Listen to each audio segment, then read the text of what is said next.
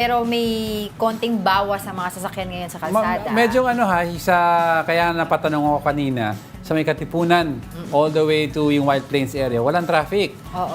Paglabas mo ng EDSA, di ba mag-U-turn ka sa may under flyover. Doon naging traffic yung sa pa-U-turn na yan. Pero kasi the reason why I brought it up, dahil may ilang mga schools ngayon ang nag-declare talaga? online classes lang dahil nga sa heat natin naasahan na heat index today. So, 42 on the average? Oo, tanungin natin mamaya ang ating mojo dyan tungkol sa heat index today. Pero kape pa more. Oo. Ayan. Anyway, we're serving you news in a countdown. All that before your second cup of coffee. This is Brunch. Let's start our countdown with PBA player Raymond Almazan. The Meralco Bolts player publicly apologized on Monday after a viral video allegedly showed him attempting to bribe a traffic enforcer following an EDSA bus lane violation. He admitted the mistake, but the apology did not erase the consequences. Almazan was slapped with a 5,000 pesos fine, a 48-hour community service order, and 1-game suspension by the PBA. The Department of Transportation did accept his apology, but emphasized that following traffic law applies to everyone. I came here talaga by myself, and then nagpaalam ako sa team ko and then sa PBA na gusto ko talaga mag-apologize about what happened talaga. So, alam kong may mali ako nagawa, and then I'm really sorry talaga. I understand ang reason niya is nagmamadali dahil may event ang anak niya sa school event. But you have to remember na lahat tayo, importante lahat ng oras natin. Lahat tayo. We're all suffering in traffic. And siya naman, he has a higher degree of responsibility because he is a known basketball player. He's a known basketball player and children will emulate him. Ang daming kabataan ngayon mahilig sa basketball. Nakikita nila, idol nila. But ika nga sabi nila, nakikita mo ang lakas ng isang tao kung paano siya bumangon in times of na maano siya.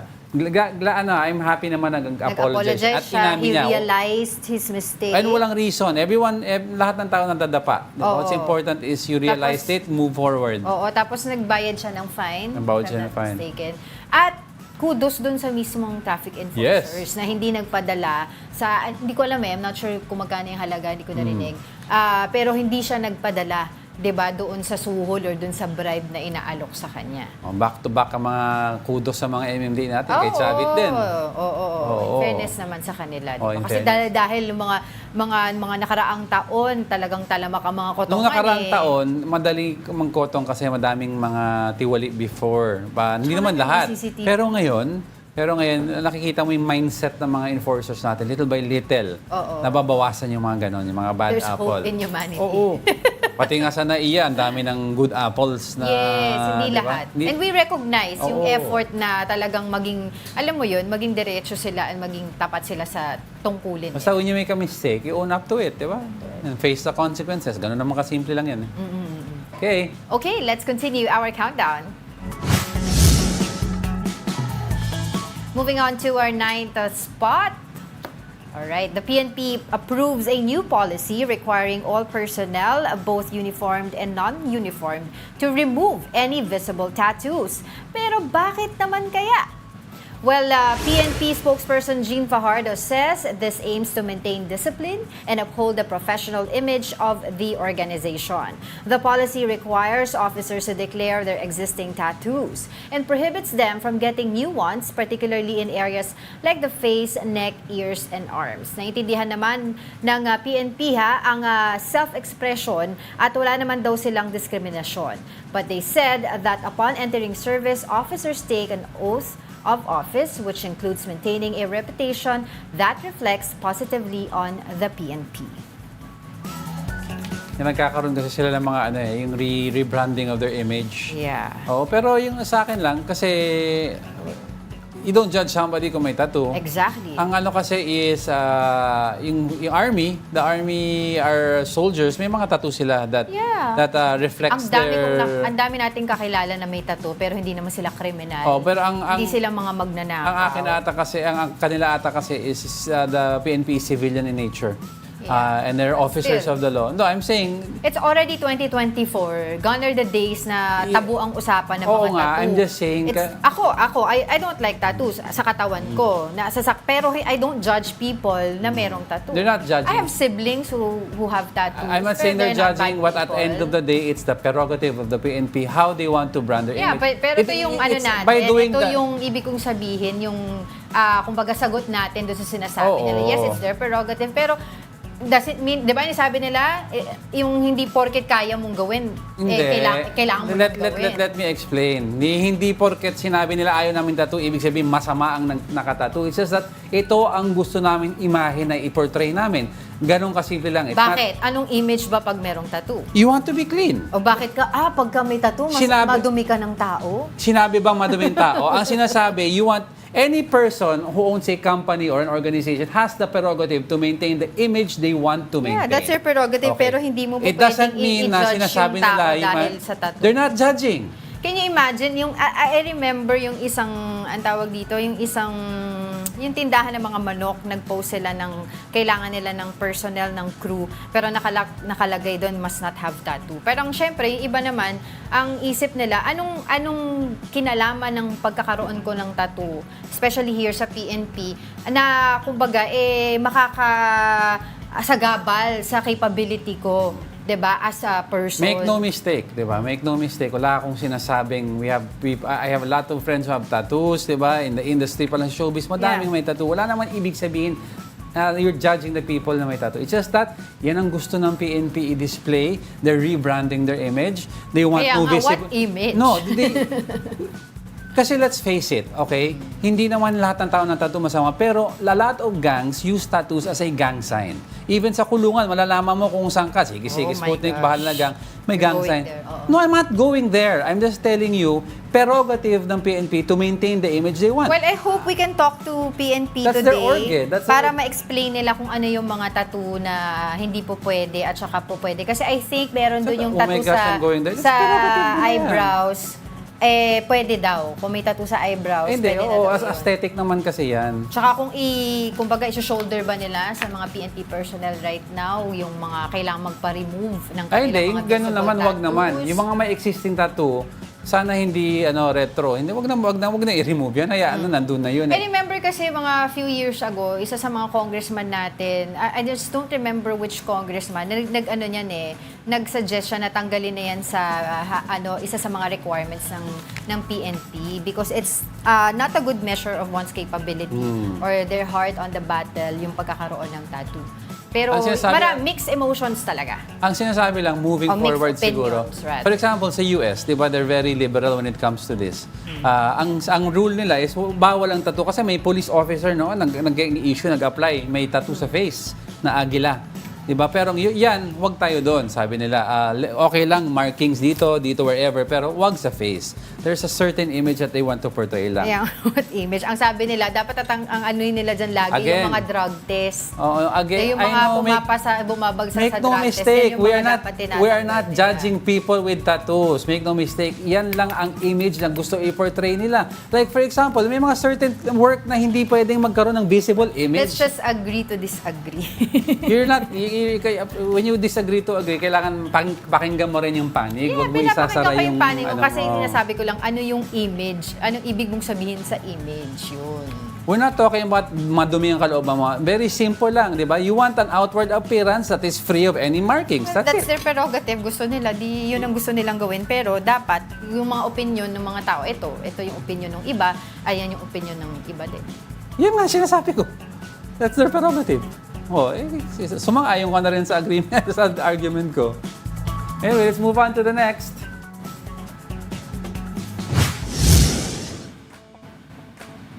At number 8, we're turning up the heat. Pag-asa warns that more than 20 areas across the country are likely to experience dangerous level heat index today. Pero may chance naman bang makaramdam tayo ng pag-ulan? Let's get update from our weather mojo, Francis Orsho. Hi, Francis. Hi, Angela and Angelo. O, syempre, alam mo na, yung mga katanungan natin, ano, gaano ba karaming lugar ngayon ang inaasahang makakaranas ng napakatinding init ngayong araw? At syempre, kumustahin na rin natin ang heat index monitoring kahapon.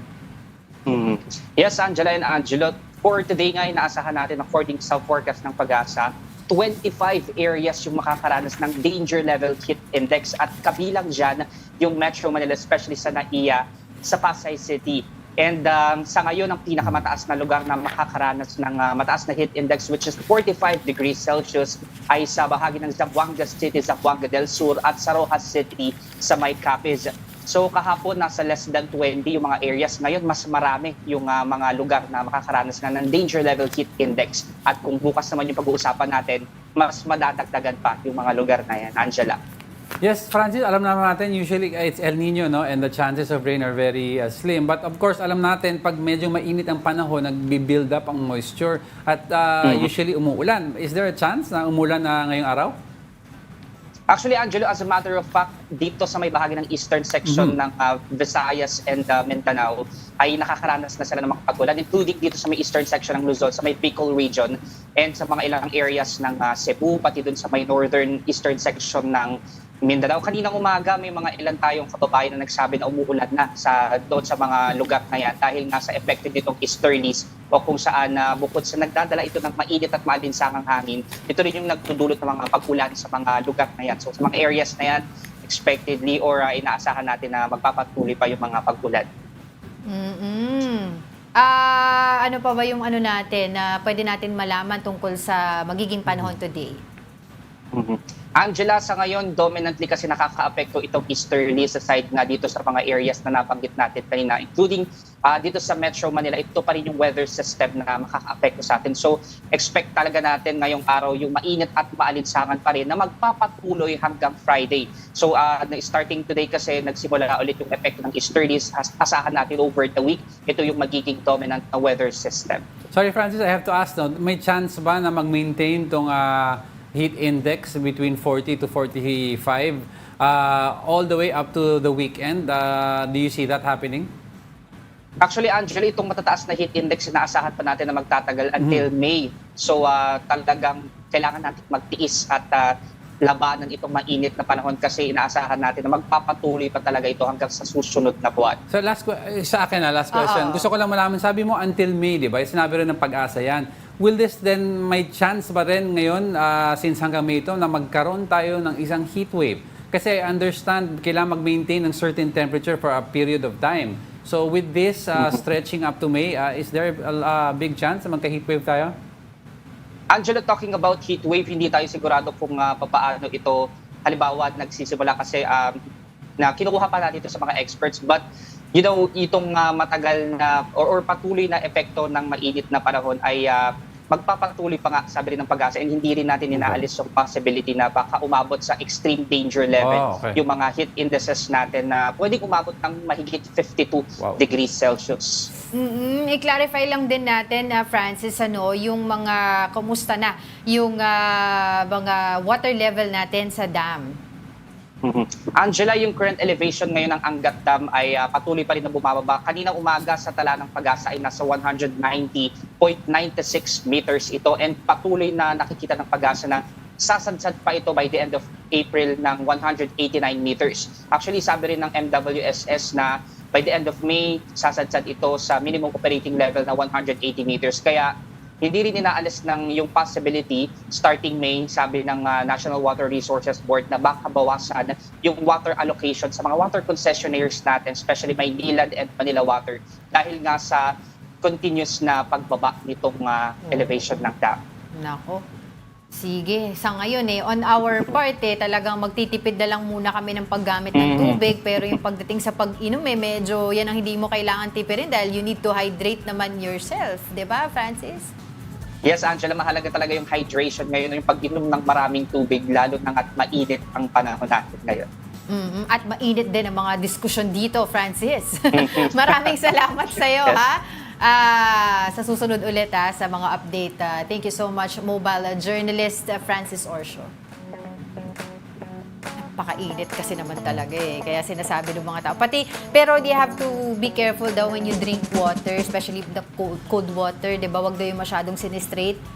Kasi it will affect daw yung baka may pumutok ng mga parang blood vessels. in cooking, it's also called parang yung shocking. Oo. Kasi kung ang temperature mo, average body temperature is 38 to 39 degrees, and you drink water that's with a lot of ice, sabihin mo natin nasa 19 degrees yung iniinom mo, binigla mo yan, yung body mo will shift temperature quickly, which causes sometimes nagka-crisis yung body mo.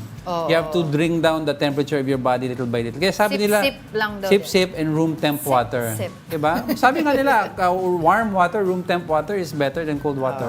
Nag-aaway na daw tayo. Away na to, sabi ni Jeremy. Hindi away. Kanino to. kakakampi, Jeremy? Mahilig ko lang pikunin si Angel, puputok ang ugat pag natatalo sa akin. Eh. Bigyan niyo nga ako tubig dito. Ano tatalo? Husad natalo ko sa'yo. Lagi ka naman nanatalo sa akin. No way. There's no way nanatalo ko kanina. No way? Balikan natin. No way? Ito na. Pero away ito ulit. speaking of Metro Manila, dahil nga napakainit ito sa Metro Manila. Pero ito naman, pag sinabing Metro Manila, matataas na buildings, traffic, at siksigang mga lugar ang madalas nating naiisip. Pero alam nyo ba na may mga kapatid tayong pagsasaka ang kinabubuhay kahit nasa syudad na? Eto, sa isang barangay kasi sa Quezon City, matatagpuan ang isang sakahan ng palay na ikinabubuhay ng ilang mga residente. Para bigyan ng mukha ang Balita Mobile Journal, Evan Tarinque.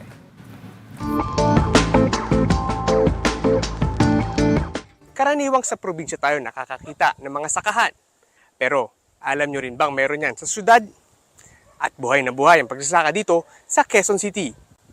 Dito sa Barangay Cruz na Liga sa Quezon City, 15 magsasaka ang naghahati-hati sa kulang-kulang 48 hektarya ng lupa para pagtaniman. Ang kadalasang tinatanim ay dahon ng gabi at mga palay na kanila ring ibinibenta sa palengke. Ang isang tali ng gabi rito, mabibili mo sa halagang 15 pesos. Ang isang kabang palay naman, nasa 2,500 pesos. Mas mura raw ito kumpara sa mga binibenta sa palengke. Nitong naman, medyo maganda kita ko sa gabi. Kaya kung may pang-budget ako pambili ng gasolina, nag-try tanim uli ako ng palay. Yung halos pang-araw-araw namin, nakukuha ko nga sa gulay, sa gabi. Sa aking pagbisita dito sa palayan, naabutan ko pa ang ilang magsasakang nag-aayos ng mga bago nilang ani na palay. Pero dahil sa tindi ng panahon ngayong tag-init, kalaban din nila ang tirik na araw. Ang iba pang magsasaka, nagbabaon na lamang ng yelo at malamig na tubig upang labanan ng init. Dito sa yun yung iniinom namin. Yelo na lang, ganun. Hindi nawawala. Kasi laging uhaw. Pero sa kanilang kabuhayan, hindi lang tao ang nangangailangan ng tubig. Kaya sa iisang water pump na ito, nasa 15 magsasaka ang naghahati-hati para sa kanilang mga tanim. At para patakbuhin ito, nasa 5 litrong diesel ang kailangan nila kada araw. Tiyagaan na lang, para rin naman daw ito sa mas magandang ani. Mas maganda yung ganitong tag-init, kailang magastos sa patubig. Ang bawat inihahain sa ating hapag ay bunga ng dugot pawis ng mga magsasaka. Isang paalala ito na huwag po tayo magsayang ng pagkain. Mobile Journal, Ivan Tarinque po hatid ang muka ng balita. Ito interesting lagi natin nadadaanan yung Cruz na Ligas na hindi ko alam ganyan pala dyan. Parang Puntahan natin. Gusto ko puntahan, gusto ko makita. Interesting kasi maganda yung ginagawa nilang ganyan within the city, nagiging sufficient. Diba Parang greenfield part of the city. Diba sa States, uso na ngayon yung mga bahay nagkakaroon ng, yung anong tawag nila, hindi calamity, apocalypse proof, parang ganon. I don't know yung word. Oo. There's a word for that na pagkaroon ng apocalypse, yung bahay, yung home mo can sustain life for a period of time, di ba? May potatoes, may rice, di ba? May mga pananim. Di ba nga during the pandemic, nauso nga, kahit na sa kondo ka nakatira, meron ka mga, tawag doon? Natatanim ko yung vertical planting, horizontal, something like that. Diba? Horizontal planting, something like that. So, nauso din yung mga hydroponics, yung mga walang lupain, di ba? By water yung pagtatanim nila. But maganda yan talaga. Tsaka, mahanap ko nga yun. Oo, tsaka importante din yung mga ibang Cruz na Ligas. Alam ko yan, nadadaanan natin yun. Di, tsaka yung ibang mga environmentalists that are pushing na every year ng isang estudyante. I think sa ibang mga school, part na ng curriculum nila, yung magtatanim ka ng puno. Matagal na yun. Oo. Bata pa ako, ginagawa na namin Yeah, sa school pero yan. it's not really pushed eh. I think this past few years lang talaga nagkakaroon ng bigger campaigns for that. Dahil nga, yun, nakita naman natin yung importance sa mga puno, lalo na ngayong tag-init, di ba? Ay, nako. We're Now- lucky na minsan may ibang tao nakatira, may place na may puno. Yeah, May air. under the shade of a tree. Less 2 degrees to 3 degrees pag may mga trees daw. Now coming up, authorities already have leads as to what triggered the fire at the NAIA parking lot on Monday. And how did China respond to the first day of this year's Balikatan exercises between the Philippines and the US? We are just getting started. More of our top 10 news when Brunch returns. Keep it here on One News.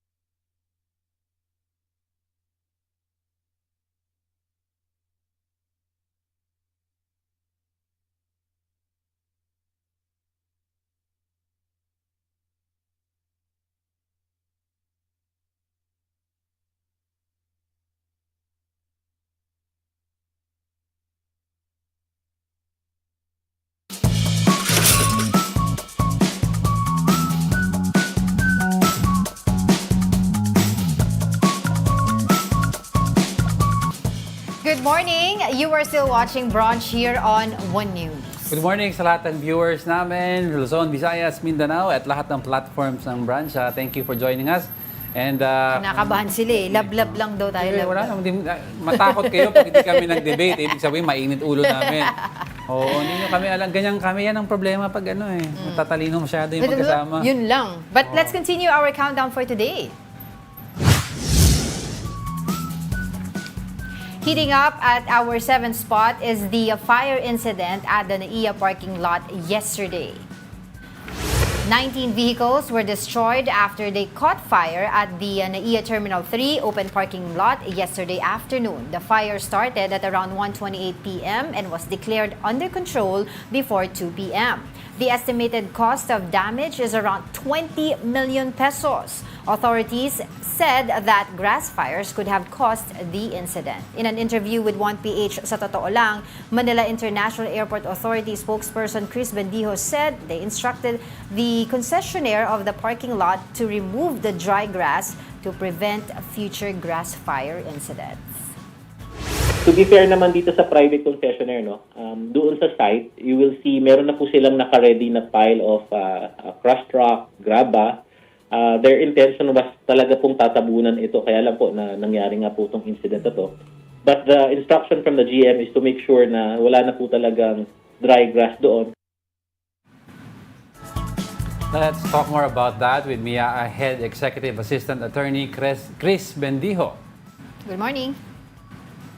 Good morning, Sir Diego, Ma'am Angela. Magandang umaga po. Yes, Attorney Chris, ano update natin sa bilang ng mga sasakyan na nasunog? Nadagdagan ba ang number and ano ang reaction po ng mga may-ari nito? Yung 19, sir, no, wala namang nadagdag. But unfortunately, this morning, I've been informed that only 6 owners have come forward. Okay. So we're still appealing to the public. No? Thank you for all of these opportunities, interviews, para manawagan sa mga may-ari ng mga sasakyan to come forward. No? The private concessionaire has provided a hotline. Okay. They can be contacted there. Kami naman dito sa MIA, no, my office is open for them. No? I'm in the 4th floor of the MIA admin building. They can come here and we will establish a line of communication between them and the private concessionaire. I'll clarify ko lang, no? Attorney, you said only a few have come forward. Anong klaseng parking lot po ito? Is this yung park and go type na iniiwan for long-term leases ang mga spots? Well, we spoke with the parking admin yesterday and we were informed that they have some parking visitors na ganyan ang ginagawa. No? They leave the vehicle overnight to go elsewhere and then when they come back, they just return to their vehicles. So that's their operations insofar as this parking facility is concerned. Okay, Okay, so ano naman po yung update natin dito sa investigation kung ano po talaga yung naging cause nitong fire incident na to? Because there were initial reports na baka daw grass fire ang naka-initiate nitong apoy na ito. That's also part of what we're waiting for this morning. No, while I heard some of the BFP officials in their interview concluding that it was grass fire, MIA is yet to receive the formal report. No, because that will be very relevant with the discussion with the private concessionaire. Well, of course, in terms of their liability. No. To be fair naman din sa private concessionaire, after our meeting yesterday, 7 p.m. last night, they sent a letter addressed to the GM stating their position insofar assumption of liability is concerned. No? But I was not given any instruction or authority to disclose the contents. So while waiting for the BFP report, I'll also communicate with the private concessionaire kung ano ba yung pwede naming i-disclose because ayaw ko naman silang pangunahan. I'm not their spokesperson. So I want sana for it to come from them. But hopefully we can get more answers from them this morning. Yeah, Attorney Clary, I'd like to clarify, no, ano po ang relationship between yung parking concessionaire and MIA? Simply ba you are just renting out or leasing the space to these people, or meron kayong some sort of parang you're having them run the place for a while tas ito turn over back sa inyo? Ano po ang relationship nyo? The contractual relation between MIA and the private concessionaire is a lease contract. No? Okay. This is a 15-year lease contract between Manila International Airport and Philippines-Skylanders International Inc. So, Attorney, this is the first time na an incident of this magnitude happens with this concessionaire, no? That's right. Oo.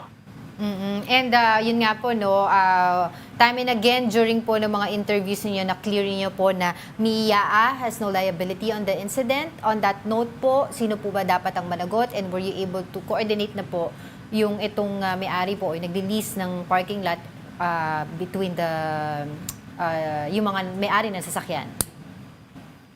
Yeah, regarding this, no, the GM has clearly reminded me na while merong ganyang provision sa ating contract of lease with a private concessionaire, he has emphasized not to focus on that, no.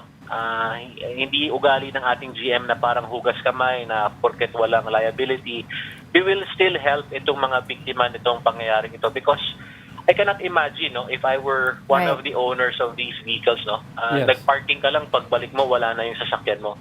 So MIA will still help and provide any other assistance that we can provide to help alleviate ito namang scenario na to, no. But to your query as to liability, that will really depend on the findings of the BFP. That's one, no. But also, to be fair naman dito sa private concessionaire, they already manifested yesterday that hindi nila tatakbuhan itong incident na ito. In fact, siguro I can say that the tenor of their letter to the GM is positive naman. But I hope within the day they can, come out with a statement or at least give me some authority to disclose what Right. I can disclose, to give assurance naman dito sa mga naging biktima ng incident na ito. But so far po, hingi lang din po kami ng update ngayon as to ano na po ang itsura doon, natanggal na po ba yung mga sasakyan doon. Give us an update po. Yes, since this morning, no, actually kagabi pa, binigyan na ng instruction ng ating GM na talagang bubungkalin na yung property ito para matanggal yung dry grass.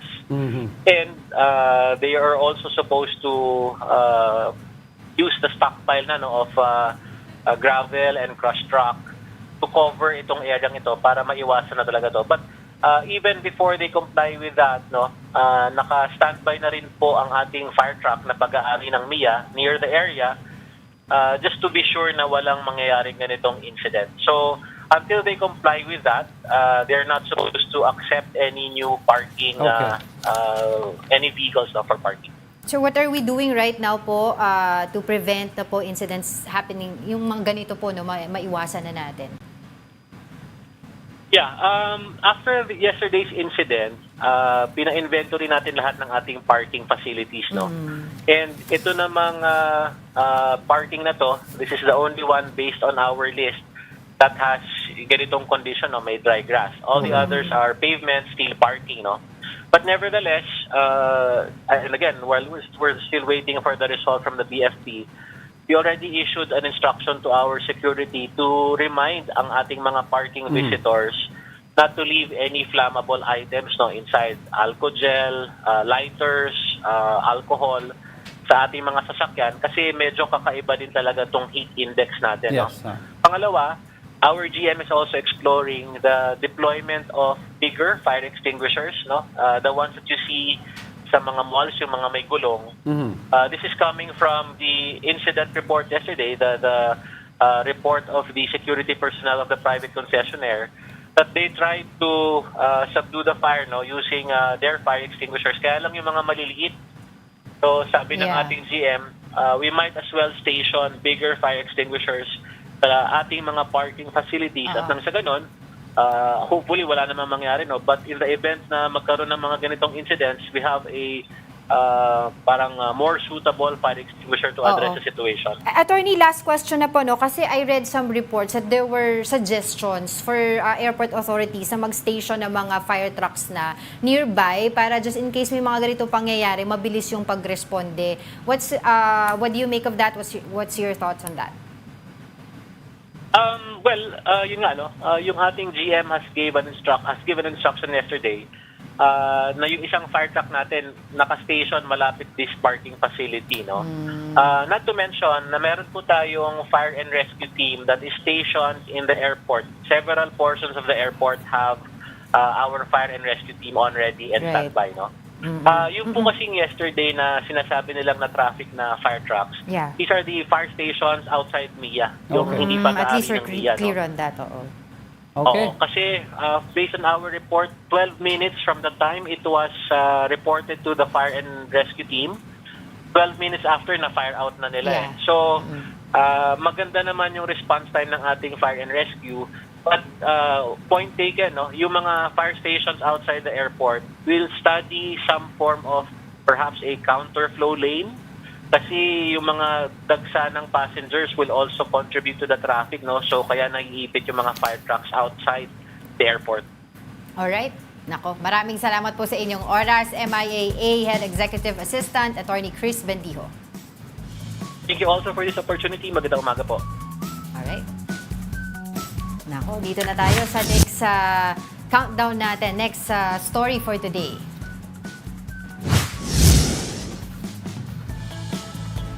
Making it on our sixth spot is the temporary closure of the EDSA-Kamuning flyover southbound lane.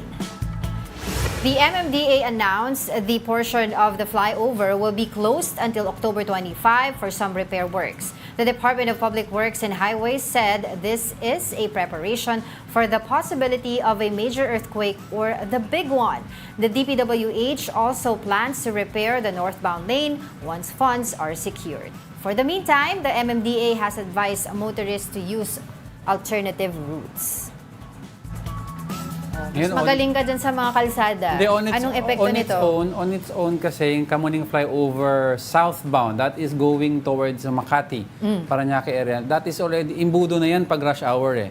Yung cost ng traffic, karamihan doon ang gagaling. Di ba nakikita mo yung pagpupunta ka ng Green Hills area? Yeah. May dadaanan ka flyover, lahat sila nag-iimbudo pag ganun. Pagka nakalampas ka doon, okay na yun. Isipin mo ganun ha, maglagay ka, mag-close ka pa ng isang portion doon. So yung imbudo, kakalat pa atras.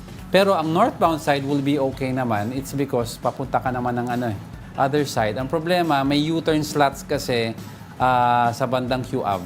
So kung nagka-imbudo sa Kamuning flyover all the way back, baka ipati yung U-turn sa north, may ipit. But this is needed to be done eh, di ba? Yeah, wala. It has to be done. Tiis-tiis muna Konting tayo. tiis. Eto. Next.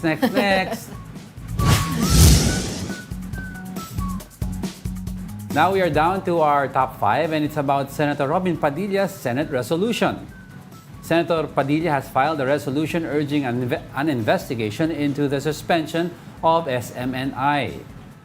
The senator is questioning whether the suspension violates press freedom.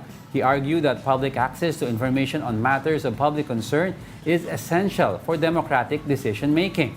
Padilla also cited a court ruling that highlighted the crucial role of press freedom in safeguarding free speech and expression. He also criticized the National Telecommunications Commission, or NTC, for allegedly failing to provide sufficient justification for SMNI suspension.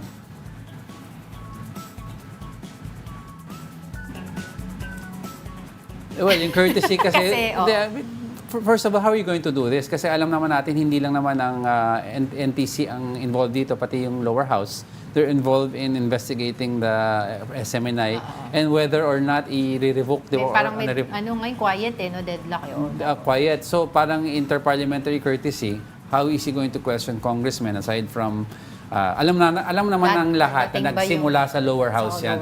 So how will you then Pupunta question? ba ang Congress? The last time they questioned the congressman, it was because of charter change. Nagkaroon ng issue. Nagkainitan yung dalawang Kasi side. supposedly, Number two, equal power. what happened to ABS-CBN? Diba?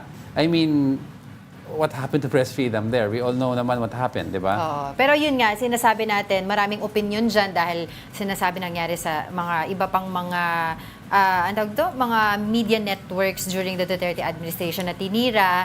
I think it's a bad precedent also dahil alam naman din natin ang kino-question nila yung pinagsimulan nito dahil sa supposedly false information sa travel funds ni Speaker Martin Romualdez. Pero mahaba-habang usapin yan. Ito din, medyo hindi pala medyo mahaba din yung usapin natin. Susunod natin pag-uusapan.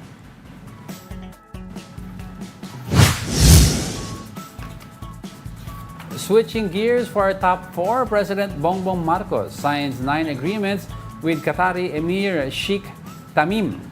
These include deals on the waiver of visa requirements for holders of diplomatic and special or official passports. There were also agreements on tourism, business, and efforts against trafficking. With the Philippines and Qatar sharing 43 years of deep friendship and cooperation, I am certain that our discussions today will translate to stronger collaboration in common fields of interest. This is our aspiration, and I think that if we are agreed that this is the way to go, there is much potential that we can take advantage of. The Qatari Emir says the two countries aspire to strengthen their communications to further improve their relations. He arrived in Manila on Sunday, April 21, for his 2-day state visit. The Philippines is an important partner for us in many fields, especially in trade and economic cooperation. And we aspire to improve these relations through increased communication between the private sector in both the countries. Moving over to our top 3. The ICT warns against deepfake, especially now that the 2025 election season is approaching. Here's the report.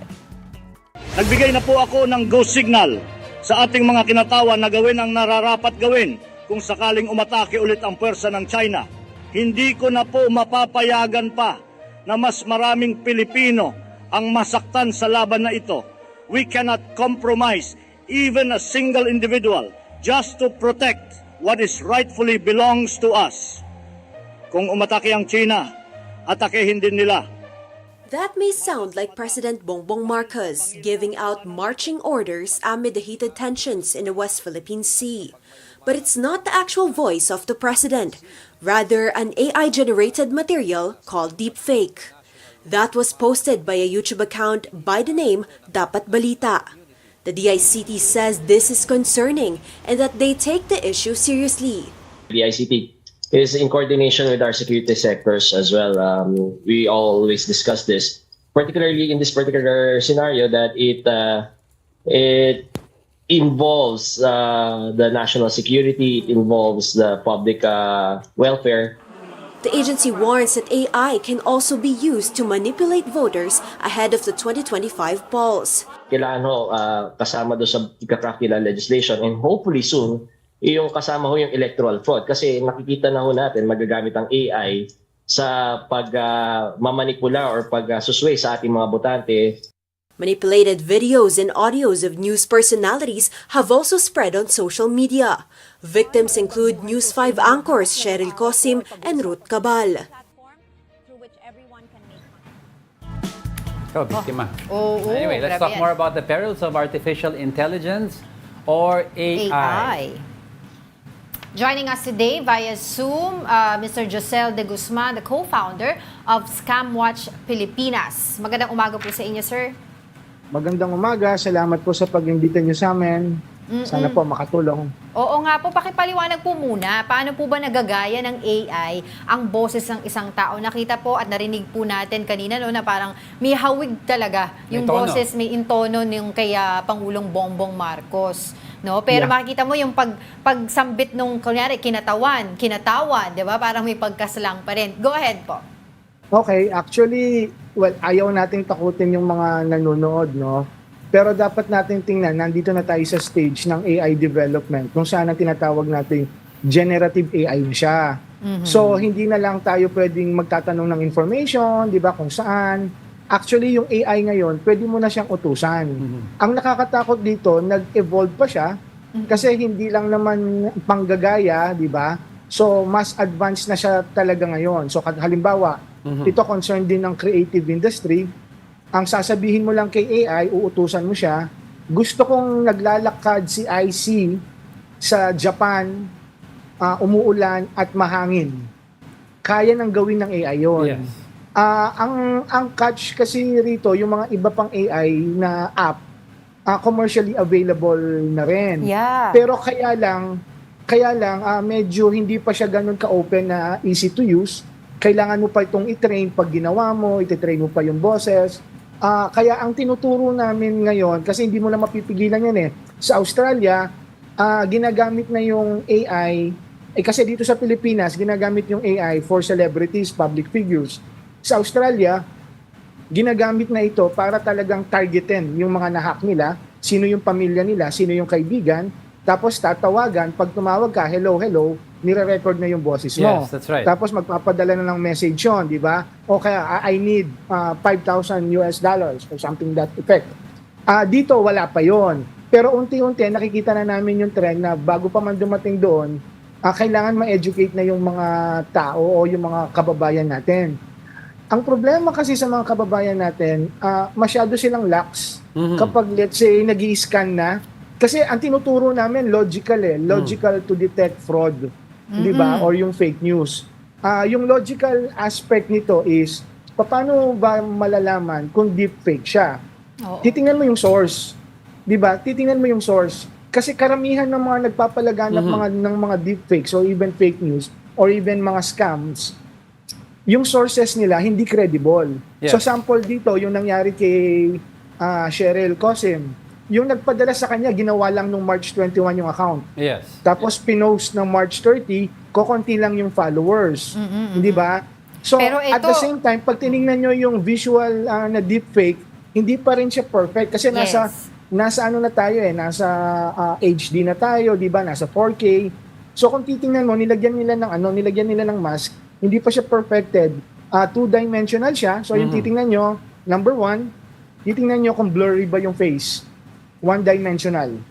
Yun yung unang titingnan nyo. Titingnan nyo ngayon yung pangalawa, nagsisync ba yung audio sa mouth. Okay? Yun yung pangalawang palatandaan, visually. Pangatlo naman, pag tinignan nyo yung mata, medyo unnatural na siya. Yung movement, diba? Pumipikit lang pero hindi siya gumagalaw. So yun yung mga mabilisang palatandaan para ma-identify yung deepfake.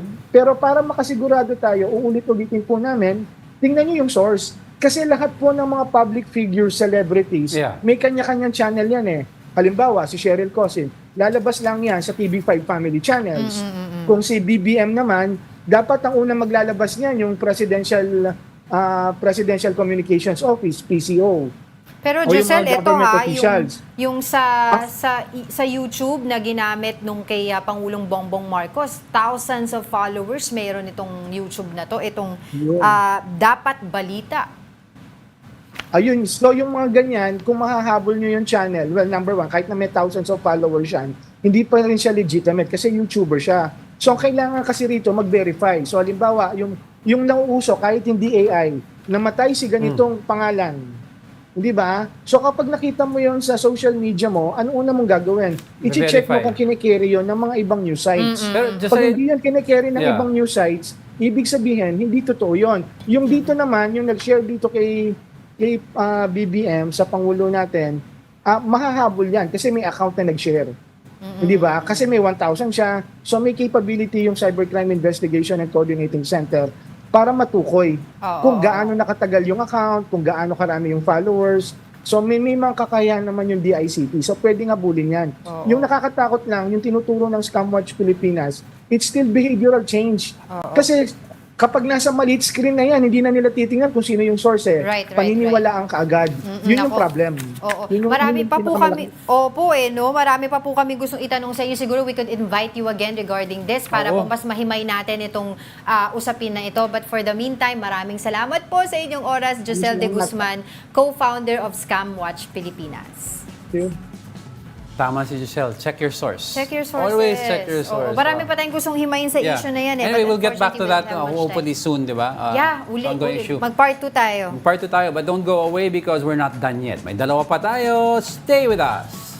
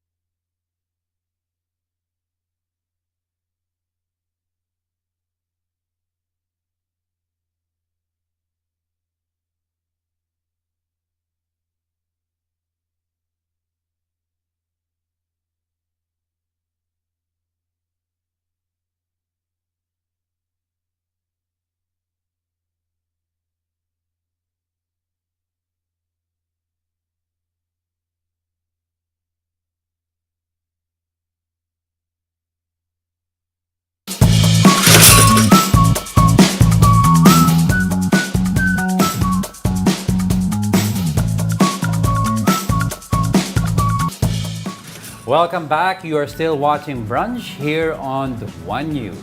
Tuloy mo na yan. Tuloy na!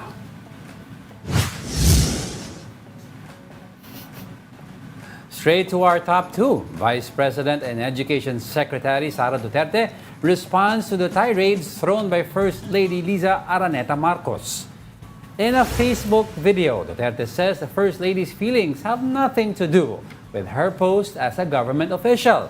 The VP adds that they should focus on pressing issues such as the rising prices of goods, water shortage, and illegal drugs. Recall that Araneta Marcos hit Duterte after she supposedly laughed when President Bongbong Marcos was called bangag. Bilang tao, karapatan ni unang ginang Liza Marcos na makaramdam ng sama ng loob at galit. Subalit, ang kanyang personal na damdamin ay walang kinalaman sa aking mandato bilang isang opisyal ng pamahalaan. Unbothered queen. Galing, galing. Pero ito, sige, diretso na natin. Ano bang ating top story for today? Our top story for today is the Balikatan exercises, which started yesterday. But before it officially kicked off, 2 Chinese militia ships were reportedly sighted near our territorial waters. Here's the report. One of the biggest Balikatan exercise in the country's history kicked off yesterday. Aside from the 16,000 Filipino and American soldiers, the French Navy will also join them in this joint exercise. They will train in different parts of the country, including northern Luzon and Palawan until May 10. The soldiers are also set to conduct military drills in Batanes to prepare for possible circumstances of island invasion inside the country's territory. This is also the first time the Balikatan exercise will take place outside the country's territorial waters and in the tail end of our exclusive economic zone. But even before the official opening ceremony of Balikatan, 2 Chinese militia ships were spotted 30 nautical miles from Rizal, Palawan. Based on the satellite image shared by U.S. maritime expert Ray Powell, the 2 Chinese militia ships sailed to the Mischief Reef in the West Philippine Sea. The Armed Forces of the Philippines did not confirm these satellite images, but they are expecting China to make its presence felt during the Balikatan exercise. We would expect some presence of the Chinese side also because they have built their structures in these areas. I think we wouldn't see any problem so long as we follow international law and follow our mutually agreed cooperative mechanisms. For the first time in Balikatan, 6 Philippine Coast Guard ships will also join to protect the maritime exercise from any intruders. The AFP reiterated the exercise is not targeted to any country. It's more of the development of our interoperability, our collective effort, protection of international law, and develop that, make sure that the freedom of navigation in these areas goes freely and not impeded by any other parties in the process. For News 5, Brian Castillo. We are One News. To get more insights about this, we have Don McLean-Gill. He's a geopolitical analyst and a lecturer at De La Salle University. Good morning. Thank you for joining us today. Thank you so much for having me. All right, so what do you make of the presence of Chinese militia vessels yesterday? Is this a message from China that we should be, concerned about? Well, I mean, the presence is quite expected, given, of course, that the Balikatan is, of course, one of the most important components of enforcing international law and ensuring that the rules-based order is kept intact, particularly in the West Philippine Sea. Now, this is, of course, against the interests of narrowly driven powers that have expansionist interests. So, of course, such presence and dissatisfaction is quite expected, and we may also expect more statements coming out of Beijing. But of course, there is that realization that Manila's political will to exercise its sovereignty and sovereign rights cannot be easily bent, given, of course, the current trajectory we are on today. Now, Don, this is the biggest Balikatan in history. Now, why do you think more nations or soldiers joined this year's exercise?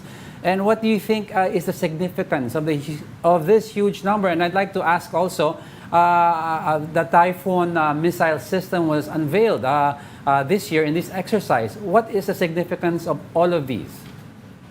Well, the 2024 Balikatan has a lot of important significance, and it has a lot of important developments that we need to take into consideration. Well, first of all, it is clear that Manila is more willing to play a more active role in securing its sovereignty and sovereign rights. As we can see, exercises will be conducted within Philippine EEZ. Second, of course, we can see the participation of the Philippine Coast Guard. The active participation also denotes a whole-of-a-nation approach based on the national security policy of the Marcos Jr. administration. Third, of course, is we can see that in line with your recent statement, there is more convergence between the U.S. and the Philippines, and of course, the deepening and broadening of the alliance network in order to ensure that the right mechanisms are in place to enhance Philippine deterrence against negative forces, in particularly.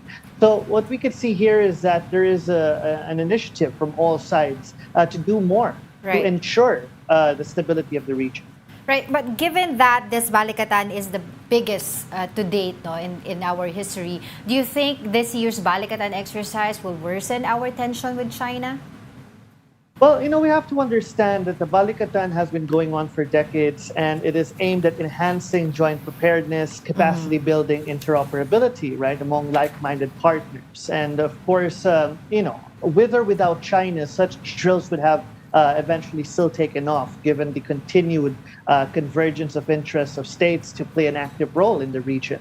But of course, given what is happening today in the West Philippine Sea, where we have China pursuing its expansionist forces, this actually adds more significance to the Balikatan. But again, it is a defense-oriented framework that seeks to merely secure the status quo rather than provoke it. And I think that it is quite clear and everything is based on international law. And everything that is done by the Philippines, no matter what degree, would be seen as an irritant by Beijing that seeks to solidify its sphere of influence. So I think from that end, it is expected that we would not see it in a positive light. Don, there are two schools of thought with this recent or ongoing exercises. One is it may make China more aggressive. Well, the other school of thought is it may make them more at least passive for the moment, because we're showing a stance that we can defend ourselves when the time comes. All of these nations will come to our aid. Now, what do you think is the real message we're sending to China with this Balikatan exercises? Well, it is clear, the message is very clear that the Philippines, though seeking to engage with Beijing in multiple levels, open lines of communication are maintained, economic relations are continued. But the Marcos Jr. administration has clearly cited that what is taking place in the West Philippine Sea should be based on the interests of the Filipino people and Philippine national interests. And the Philippines, despite seeking amiable relations with China, would not be acting like a sitting duck, and it would obviously have to do what it has to do to ensure the stability of the region.